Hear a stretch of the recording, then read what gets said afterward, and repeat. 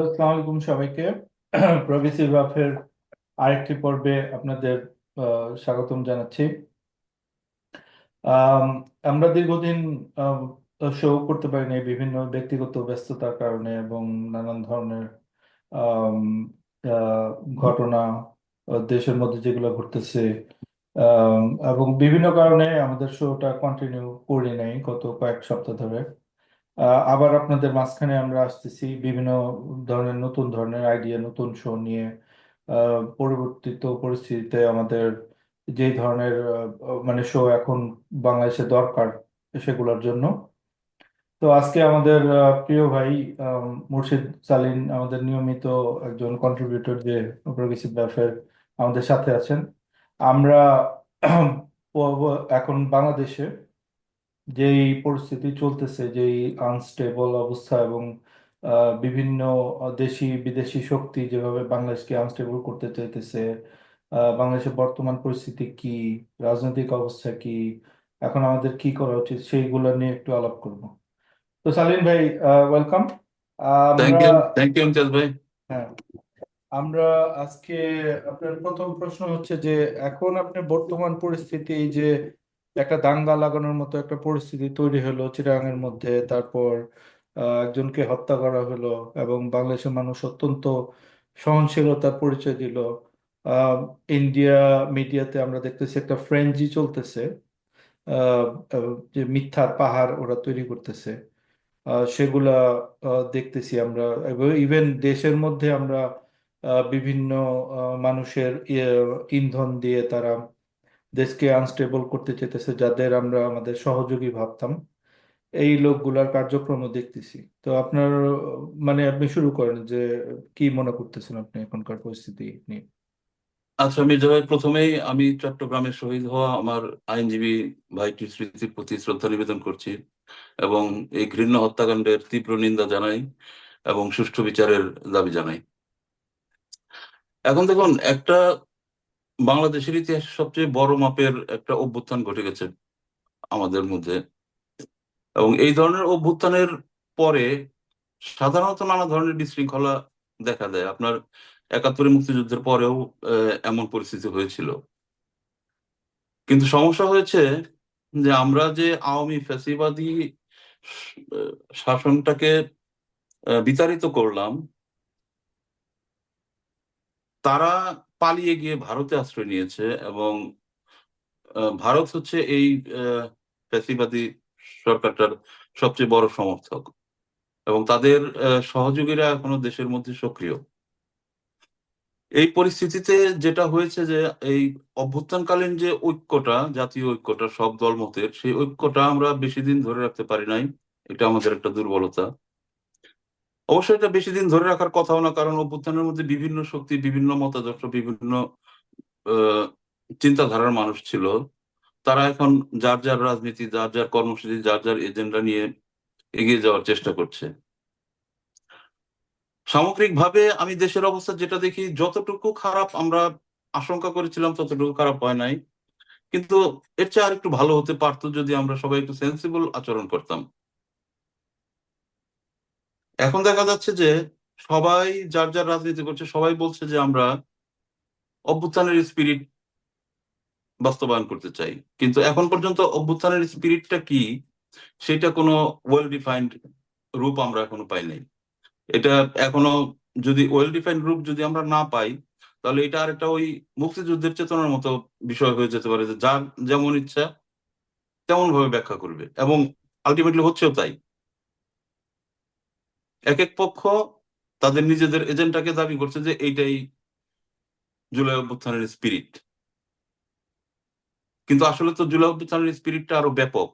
ব্যাপক জনগোষ্ঠী, স্টুডেন্ট বলেন, পলিটিক্যাল পার্টি বলেন, ইন্টেলেকচুয়ালস বলেন, সিভিল সোসাইটি বলেন, আমরা যারা দেশের বাইরে থেকে যারা আমরা গত 15 বছর যাবত কাজ করি সব, কৃষক বলেন, শ্রমিক বলেন, মেহনতি মানুষ যারা রাস্তায় আন্দোলনকারীদের বিনামূল্যে খাবার দিয়েছে, যে হকার ভাইটা, যে রিক্সাওয়ালাটা আহতদের হাসপাতালে নিয়ে গেছে বিনামূল্যে, বিনা ভাড়ায়।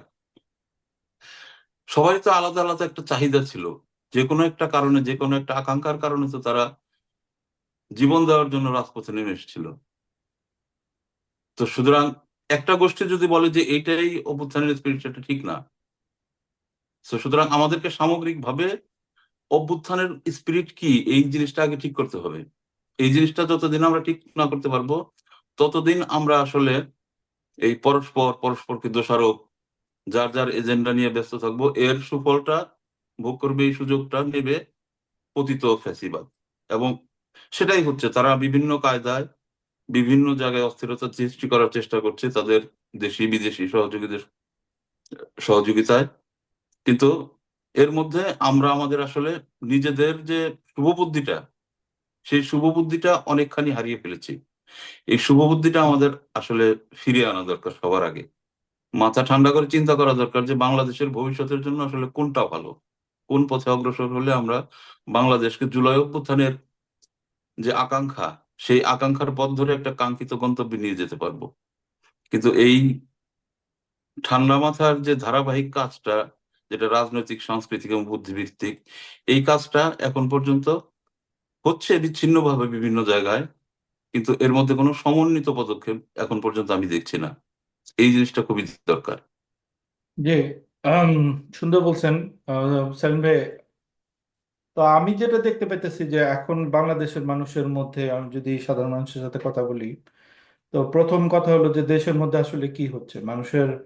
একটা কথা আছে, পারসেপশন ইজ রিয়ালিটি, মানে প- একটা হলো বাস্তব অবস্থা যেটা চলতেছে, আরেকটা হলো যে মানুষের মনের মধ্যে কি চলতেছে।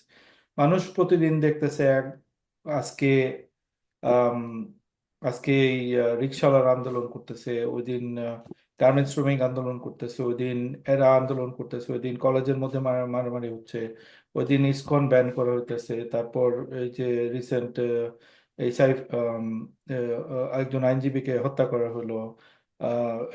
এরকম প্রত্যেকটা দিন 5ই আগস্টের পর থেকে একটা দিন সম্ভবত আমরা এরকম পার করি না যে কোনো না কোনো একটা ফায়ার ফাইটিং দেশের মধ্যে চলতেছে।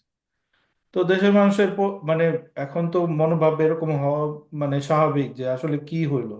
মানুষ তো চাইতেছিল যে ওকে, আমরা ফ্যাসিবাদ দূর করছি, আমরা এখন একটা সুন্দর ভবিষ্যতের দিকে সবাই মিলে কাজ করব। এটার বিনিময়ে আমরা পাইলাম একটা জাস্ট অস্থিতিশীল একটা পরিস্থিতি যে আসলে কি হতেছে এখন। এইটা যে হইতেছে ছাত্ররা, তারপর তাদের একটা গোল আছে, তাদের একটা চিন্তা ভাবনা আছে, যারা আহ, যারা নেতৃত্বে ছিল বিএনপি, তাদের একটা মানে দিক আছে, ইসলামিস্টরা যারা আছে তাদের একটা স্টেক আছে, তাদের একটা রাজনীতি আছে। আহ, এইগুলাকে সবাই মিলে মানে কিভাবে একত্র করে, কারণ মূল শত্রু তো আমাদের এখনো মানে ভারত। এবং তারা অলওয়েজ, তারা দে দে ভাউচ দ্যাট এই, তারা পার্সোনালি নিছে এই ব্যাপারটাকে যে বাংলাদেশ এরকম একটা ব্যাপার যে একটা রাষ্ট্র, একটা রাজ্য তাদের। ধরুন পশ্চিম বাংলা যদি স্বাধীন হয়ে যেত, তখন যে প্রতিক্রিয়া দেখা যেত তাদের মনে ভিনডিকটিভ একটা, যে আমাদের এরকম একটা প্রধানত একটা দেশ আমাদের স্বাধীন হয়ে গেল, মানে আমাদের ছেড়ে দিল, এরকম একটা ভাব তাদের মধ্যে। তো আমরা যদি এরকম ডিভাইড হয়ে যাই এবং সবার যদি ডিভাইড এরকম রাজনীতি থাকে, আমরা কিভাবে বাইরের শত্রু মোকাবেলা করবো, কি আমরা নিজেদেরই তো আমরা ঠিক করতে পারতেছি না। আর আপনার কতদিন পর আপনি মনে করেন যে মানুষ মানে বিড়বিড় করে এই কথাটাও বলা শুরু করবে যে আগে হাসিনা থাকতে তো এরকম ছিল না অবস্থা। অথচ আপনি দেখেন যে যদি আমরা বাস্তব পরিস্থিতি দেখি, এই চোরগুলা যদি আপনার আহ, আহ, মানে না কিছু করে, ধর প্রতিদিনই তো কোটি কোটি টাকা চুরি হইতো বাংলাদেশ থেকে, সেটা যে বন্ধ হয়েছে এটাও তো একটা বিশাল একটাই। এটা একটা বিশাল এই কথা। এই উপদেষ্টারা বা এই যারা এই দেখুন দেশ চালাইতেছে, তারা যদি কিছু না করে শুধু হাতে ধরে এরকম বসে থাকে এবং তারা যদি টাকাগুলা চুরি না করে, তাহলেও বাংলাদেশ অনেক আগে যাবে। ঠিক না? অনেক আগে। হ্যাঁ। সরি, এখানে ভারতের বিষয় যেটা হচ্ছে যে আমার মনে হয় ভারতের ইতিহাসে তাদের পররাষ্ট্রনীতির সবচেয়ে বড় ব্লান্ডার এটা, বাংলাদেশ। কারণ 15 বছর নিজেদের একটা পুতুল সরকার বাংলাদেশে ঢাকায় বসিয়ে রেখে তাদের ইচ্ছা মতো সব কাজ করে, তারপরেও যে তাদের এত বড় ব্যর্থতা লেজ গুটিয়ে পালিয়ে যেতে হলো, এই জিনিসটা তারা এখনো মেনে নিতে পারে নাই। মেনে নিতে পারার কথাও না। কারণ হচ্ছে, এটা যদি মেনে নেয় তাহলে ভারতের যে বর্তমান সরকার, সেই সরকারের গদিও নড়বড়ে হয়ে যাবে সেখানে। তো যার জন্য ভারত কোনো মতেই এটা মেনে নিতে পারছে না এবং পারবেও না। তাদের অভ্যন্তরীণ রাজনীতির খাতিরেই তারা নানান রকম হুমকি ধামকি অপপ্রচার এগুলো চালাতে থাকবে। এখন ভারত কি করলো সেটার চেয়ে বড় কথা হচ্ছে আমরা কি করছি। আমি কিন্তু বর্তমান সরকার যে ব্যর্থ, খুব খারাপ কাজ করছে এই কথা কিন্তু আমি বলবো না। আপনি দেখেন বড় রাজনৈতিক দলগুলো বা মেইন স্ট্রিমের রাজনৈতিক দলগুলো কিন্তু সেইভাবে সরকার যে খুব খারাপ করছে এই কথা কিন্তু বলছে না।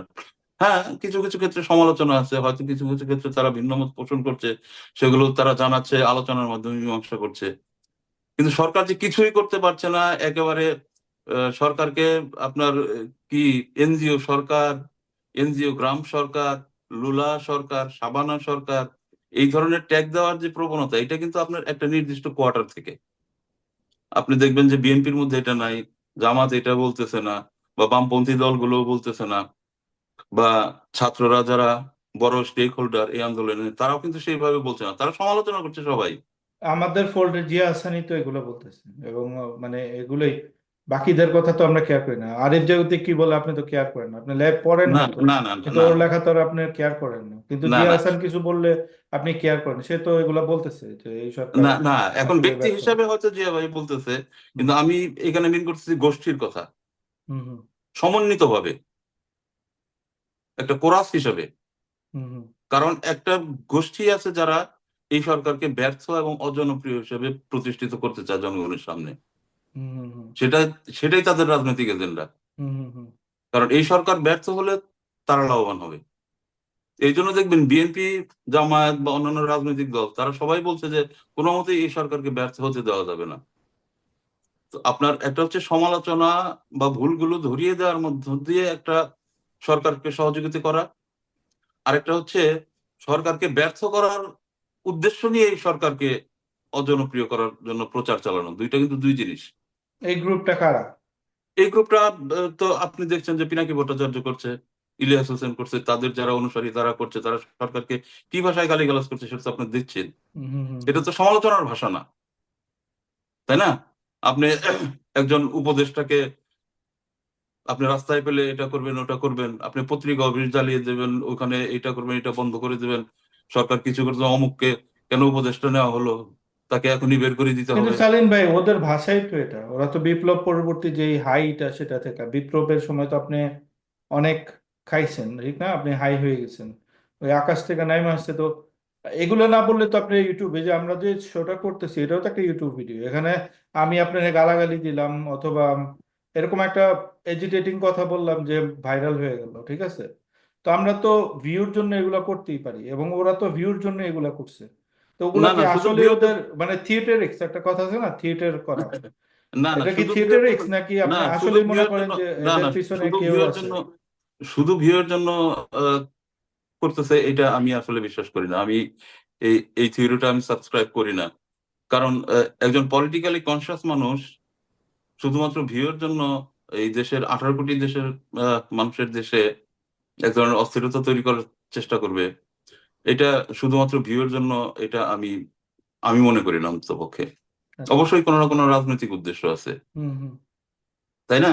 এখন রাজনৈতিক উদ্দেশ্য বাংলাদেশ একটা লিবারেল ডেমোক্রেসি হিসেবে থাকবে কিনা, নাকি একটা বিশৃঙ্খলার মাধ্যমে অন্য কোনো পরিস্থিতিতে যাবে, সেটা তো আমাদের বিবেচনায় নিতে হবে।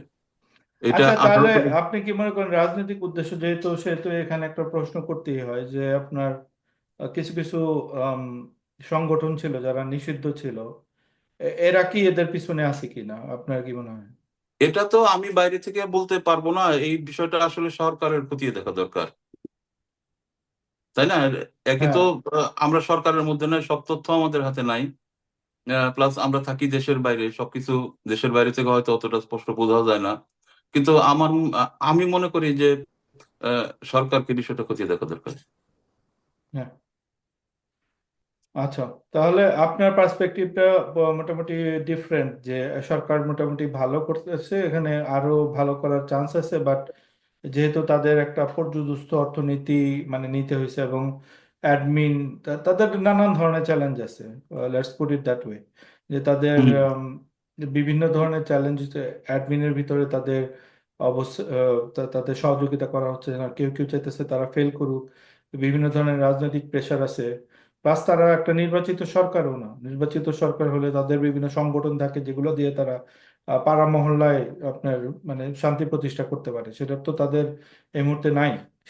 মানে সেই ইটা, এবং তারাও কিছুটা মানে আম, কি বলে, আহ, সময়ের সাথে সাথে যে কোনো সরকারি অজনপ্রিয় হয়, হয়তো তাদের প্রতি যেই মানে 100% যেই এটা ছিল, এটা কিছুটা কমে আসছে। তো এখন যেটা হতে পারে যে আগামীতে আপনি কি উপদেশ দিবেন এই যে এই সরকারকে, যে আপনার যদি মনে হয় যে তারা আপনার কথা শুনতেছে, বা আপনি তাদের কি বলবেন, কোন দিকে তাদের সবচেয়ে বেশি ফোকাস করা উচিত? এক নম্বর হচ্ছে দ্রব্যমূল্য। আমি বলবো সামনে রমজান আসছে হুম হুম এবং সামনে যে কৃষির সিজন, সেখানে সারের সরবরাহ, এই দুইটা খুবই ইম্পর্টেন্ট জিনিস। হুম কারণ রমজানে আপনার বিভিন্ন সিন্ডিকেট চেষ্টা করবে দ্রব্যমূল্য, বিশেষ করে বিভিন্ন নিত্য প্রয়োজনীয় খাদ্যদ্রব্যের যে সরবরাহ, এই বাজারটা অস্থির করার চেষ্টা করবে আহ, একটা অংশ অবশ্যই। আর আগামী সিজনে কৃষক যাতে সার পায়, কারণ ফসল উৎপাদন যদি ব্যাহত হয় তাহলে সেটার একটা লং টার্ম এফেক্ট মানে আসবে। এই দুইটা জিনিস সরকারকে অবশ্যই মানে কঠোর নজরদারি রাখতে হবে এর উপরে। আর রাজনৈতিক ক্ষেত্রে যেটা হচ্ছে সেটা হচ্ছে সংস্কার কাজগুলো যত দ্রুত সম্ভব এগিয়ে নেওয়া। হুম হুম সংস্কার কাজগুলো দ্রুত সম্ভব এগিয়ে একটা সমন্বিত ব্যবস্থার মাধ্যমে রাজনৈতিক দলগুলোর সাথে আলাপ আলোচনার মাধ্যমে নির্বাচনের একটা রোড ম্যাপ ঘোষণা করা সরকারের এখন খুবই দরকার। না। যাতে মানুষ এই যে বিচ্ছিন্নভাবে যে বিভিন্ন রাজনৈতিক অস্থিরতা অরাজকতার দিকে মানুষ ধাবিত হচ্ছে, সেখান থেকে একটা নির্বাচনমুখী রাজনীতির দিকে তারা ফিরে আসে। রোডম্যাপটা ঘোষণা হলে সবার মেন্টালিটিটা নির্বাচনের দিকে চলে আসবে। হুম হুম হুম কারণ তারা একটা জানতে পারবে যে অমুক এত মাস পর নির্বাচন, প্রত্যেকটা রাজনৈতিক দল তাদের দল গোছানো শুরু করবে, জনগণের সাথে সম্পৃক্ত হওয়া শুরু করবে, তাদের ক্যান্ডিডেট বাছাই করা শুরু করবে। তো দ্রুত সংস্কারগুলো সম্পন্ন করে একটা রোডম্যাপ ঘোষণা করা খুবই খুবই জরুরি। জি, ঠিক আছে। সালিন ভাই, তাহলে আমরা থ্যাংক ইউ। আমরা আজকের এপিসোডটা এখানে শেষ করতেছি। দর্শক, আপনাদের যদি কোনো প্রশ্ন থাকে এই ব্যাপারে সালিন ভাইয়ের কাছে বা আমাদের কাছে, আপনারা কমেন্টে জানাতে পারেন। আম, আমরা সালিন ভাইয়ের সাথে আমরা নিয়মিত শো করার চেষ্টা করব, সপ্তাহে একটা বা দুইটা। আর আমরা জ্যোতি ভাই এবং অন্যান্য যাদের আছে আমাদের নিয়মিত নিয়মিত কন্ট্রিবিউটর যারা আছে তাদের নিয়ে আসবো, আর কিছু স্যাটার শো আমরা করব। আম, ধন্যবাদ সবাইকে দেখার জন্য। Thank you. Thank you.